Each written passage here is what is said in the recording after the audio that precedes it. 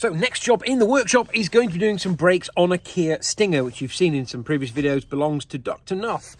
And we're blessed with beautiful sunshine for the first time this year, or second time this year, which is lovely. But you will notice I am sat in the transit because it definitely has another problem. So we've just done a bit of diagnosis on it. The alternator light has come on. It had intermittently been coming on over the past couple of journeys and then going off again. So I wasn't that concerned. Every time I tested it, it was still showing 14.4.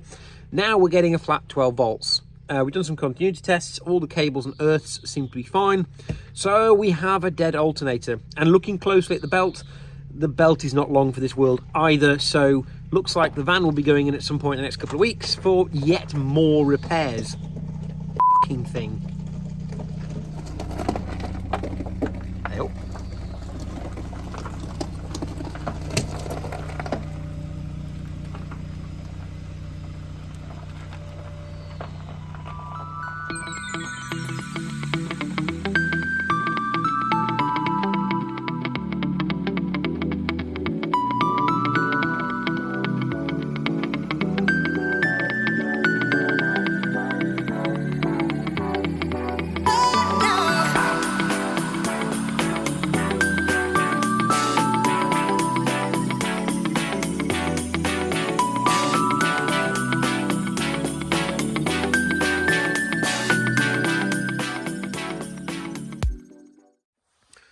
Just while we're faffing around getting the car on the lift, not really much progress here other than I have actually tidied up the workshop. You couldn't actually walk around in here before.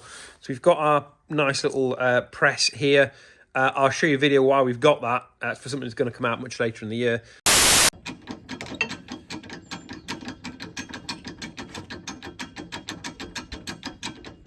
Like that. Good. Yeah.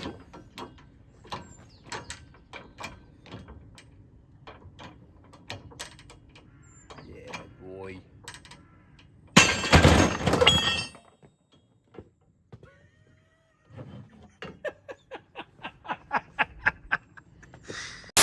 But we have been making good use of that. It's just come back from repair because we may have broken it. And yeah, we've got the mill drill that I said yet to use, but will get used eventually.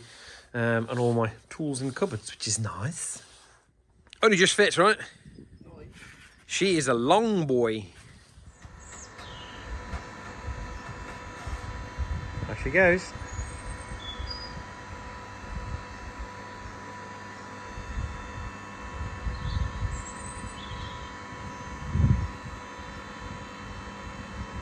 That'll do you.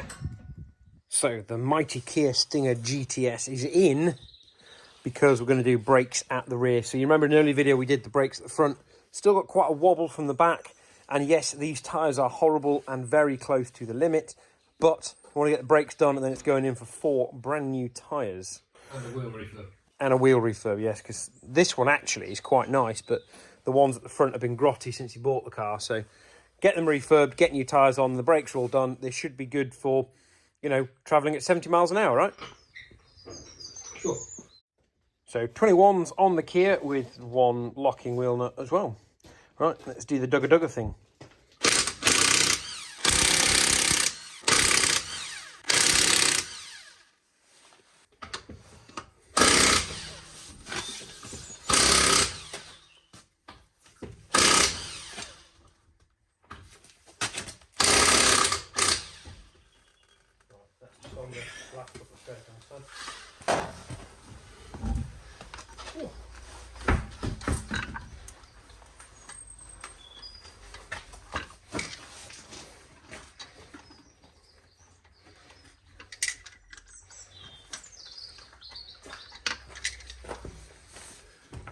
Coming out the nuts and the ones off the car. What happens when you're taking the wheel off with your nuts in your hand? Well, there's that too.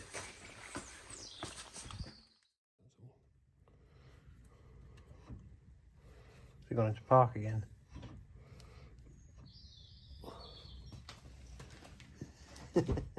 Okay, so we were originally just going to do the pads. We have got the discs of the car, but we thought we would have a little look-see how out of shape the discs are. So we've dug out the dial gauge and this cool little magnetic mounted jobby. Found the only part of the suspension system that's flat and metal, because everything else is aluminium. So we're lucky we have got somewhere to mount it. But the problem we've got at the moment is it keeps going into park. So we need to get the car either running and in neutral, running in drive, or ideally off and in neutral. But let's see how we get on.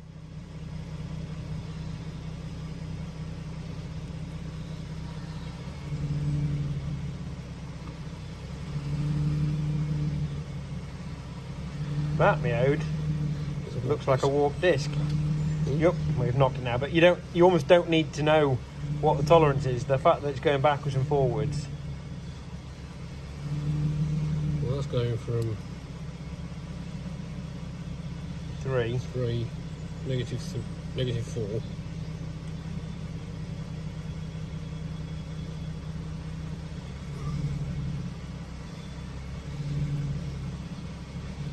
to negative just under 1.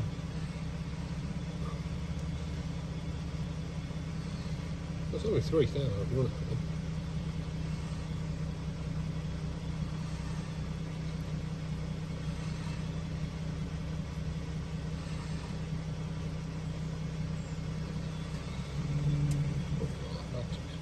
So by contrast, on the driver's side, you've got a little bit, but you've got basically sod all. What's that, a thou? Well, there's your problem then. The one side's plus or minus well, not even that now, it's barely moving at all. The other side is like plus or minus 3 or 4 thou. Found your problem, mate. So we have opened the brake pads, and these, while monstrous, are not the right part for the rear on the Stinger, which has Brembos, a la this. They are a much smaller pad, have these weird little lips on. I don't quite know what these are for. I guess anti-squeal weights, counterweights, and held in with pins on here. So very definitely not. We just had a quick look on Euro Car Parts, and they have got a set in stock, but they want £375 for a set of Brembo brake pads. Not the calipers, not the discs and calipers, just the pads. The heck? So the discs are correct. So I think what we're going to end up doing is putting the discs on. There is still some meat on the pads, not as much as we'd like. See if we can sort the wobble on the rear, because we've obviously clearly got a warped disc. And then come back and do the pads when we found some that aren't, nearly £300. We did find some that says in stock, centrally in stock, can be delivered by middle of next week for £240 at Halfords, which is a bit ridiculous.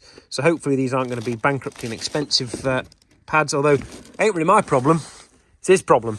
But yes, maybe we're going to put the discs on and then come back and do the pads later. Having fun there. Lots of access by the looks of things to that bolt. Yeah, top one's lovely. This one's a pain in the dick.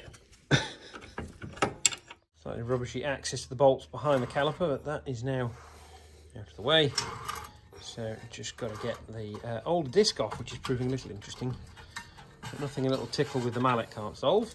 That's what that is, before you think it's anything else.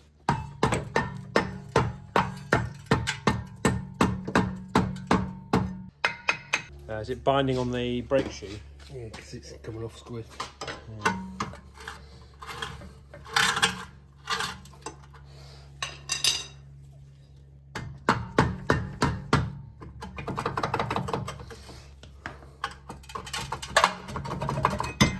Have it. There you go. So you see on the Kia, it's got an electronic handbrake, which actually runs a drum brake on the inside of the disc, like most good, powerful rear-wheel drive cars. Right, new disc is on, nice and cleaned. So I've taken my rubber gloves off and going back to my normal gloves, because that's all nice and clean. Given the caliper a bit of a clean, so it's all nice cleaner on the front. This stuff is not coming off very easily, but doused it with a good bit of brake cleaner. We've wound the pistons back all the way to make sure the pistons weren't seized, because the brakes, well, the discs didn't look great on the back, as I'll insert a bit of video here. So we were a bit concerned that maybe there was a slightly seized piston, but those have rewound nice and easily. So the last job is to get the caliper hung on the front here, and then we're off around the other side. Don't look too close. Those tyres are about to be replaced. For now, wheels have got to go on because we haven't got new pads. No, on the hub, mate. On the hub. That's the badger. I forgot to speak for them, didn't I?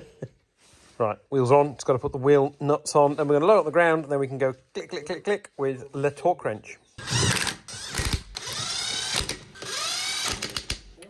Dag, dag, dag, dag. Always useful to have a good nosy under a car. Despite not having long since had a service and still in the warranty, you can see this little rubber bit that goes between, this is the input shaft, the diff, and there's a prop shaft. That has quite nicely perished, so I would be seeing shot of that pretty quick.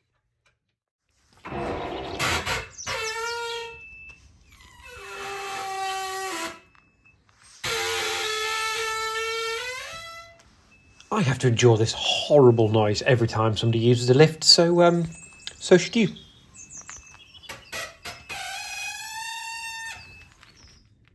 That'll do you.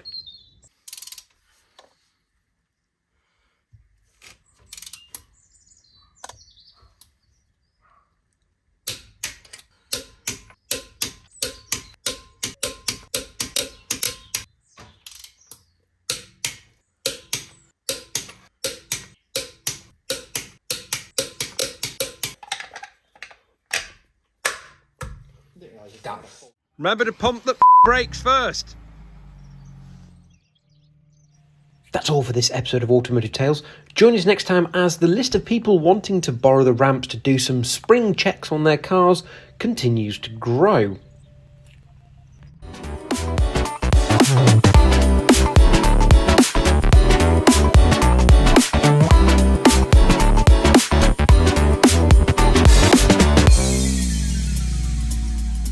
Don't forget to like, comment, share, and subscribe.